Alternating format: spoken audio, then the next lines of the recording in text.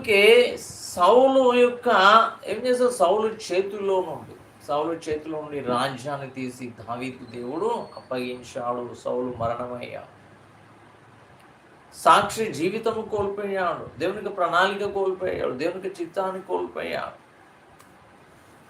ఎవరైతే ద్వేషించబడ్డారో ఆ ద్వేషించబడినటువంటి వ్యక్తి ఏమైపోయాడు, రాజ్యానికి అధిపతిగా అయిపోయాడు. యోసేపును ద్వేషించినటువంటి వ్యక్తులేమో యోసేపుకు దాసులైపోయారు.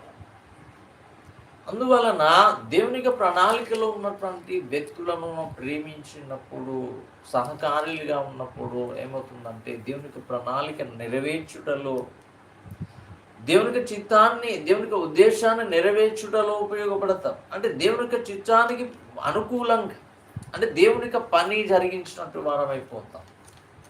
దానివల్ల మనం దేవునికి ఆశీర్వాదాలు పొందుకోవడానికి